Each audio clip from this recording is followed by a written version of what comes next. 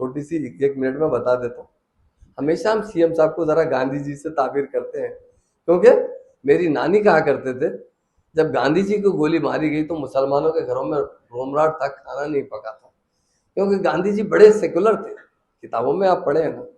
और Gandhi ji Islamic culture से बहुत अच्छा वाकिफ थे। हिंदुस्तान आजाद होने से कुछ दिन पहले एक शख्स ने गांधी जी के पास आया, जर्नलिस्ट, और आजादी में सबसे ज्यादा अगर कटे हैं तो मुसलमान कटे। ये मैं नहीं कहता हूँ, गेटवे ऑफ इंडिया पे जो नामा हमने लिखे, हिंदुस्तान आजाद होने के बाद हमारे हिंदुस्तान की हुकूमत ने लिखी है, 80% नाम तो मुसलमानों के, उलमाओं के नाम।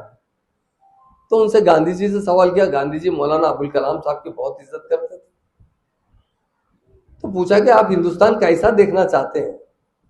तो गांधी जी ने कहा, जवाब दिया, मैंने बहुत से हुक्मरानों के बारे में पढ़ा है, इस्लाम लिटरेचर के बारे में भी पढ़ा है। उमर फारूक रज़ी अल्लाह अन्हु के जमाने में जो इंसाफ हुआ करता था, जिस तरह की हुकूमत थी, उसी तरह की हुकूमत मैं हिंदुस्तान में देखना चाहता हूं। ये काम है। बाद में दूसरी बात कहते हुए कहा कि महात्मा गांधी के बाद हमारा तेलंगाना गांधी भी है, जो वो अच्छी तरीके से गांधी जी के रास्ते पर चलता है, लोगों को सेकुलरिज्म लाता है। अब एक मीडिया वाले ने बीच का एक बटकुक निकाल दिया, अब क्या करूं बोलिए।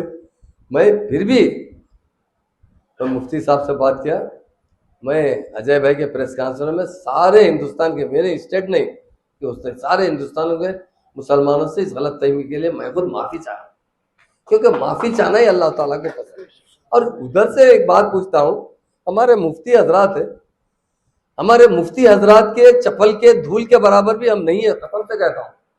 तो खुलफाए राशिदीन के मुकाबले में किसी कर सकते सर? सारी दुनिया के सर काट के रख देंगे, उनके खत्मों में तो कम है। अब एक शख्स ने, इलेक्शन का टाइम है, जो दूसरी पार्टी को सपोर्ट कर रहा है, और क्या कर रहा है, उसमें से कटिंग करके, क्योंकि हमारे सीएम साहब के बारे में कुछ गलतफहमी डालने के लिए, कुछ और असद साहब के बारे में डालने के लिए एक वीडियो डाल दिए थे वो साहब।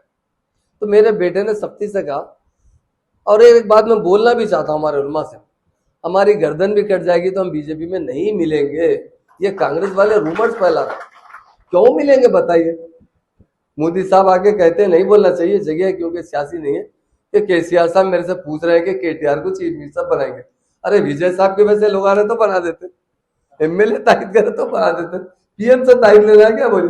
उन्हें एक बोलते रहते सीएम साहब के पीछे, वो मेरी बात को कट करके क्या कर दिए, वो तेलंगाना के महात्मा गांधी, महात्मा केसीआर साहब भी महात्मा गांधी की तरह उस ख्यालात से चलते हैं, और हम कई बार बोल चुके हैं। वो बात तो काट देके उसको लगा दिए, तो उसमें लोगों में थोड़ी सी गलतफहमी है। फिर भी किसी को भी जर्रा दिल में इतना बाल बराबर भी किसी को मेरी गुफ्तगू से, या अगर कोई आदमी उलटपट करने से भी तकलीफ हुई तो मैं उससे माफी चाहता हूँ।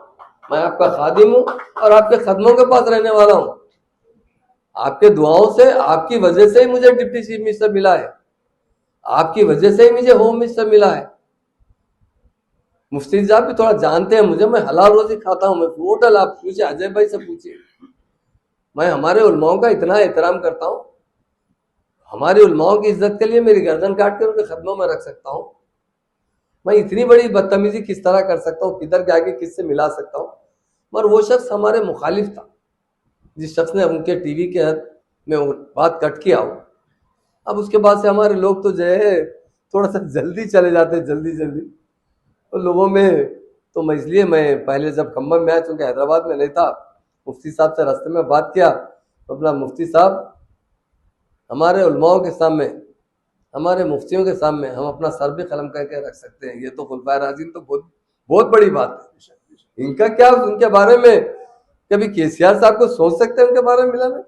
ये नाउज बिल्ला, ये हम पे वो बीच का टुकड़ा कट कर दिया गया, कट करते क्या हुआ, उधर की दवा इधर मिल गई। तो अजय भाई के ऑफिस में मैं भी माफी चाह लिया हूँ, और फिर और एक बार भी, क्योंकि यहाँ के मुफ्ती हजरात है, मैं माफी चाहता हूँ। इंशाल्लाह बहुत अच्छा रहेगा अजय भाई के साथ में।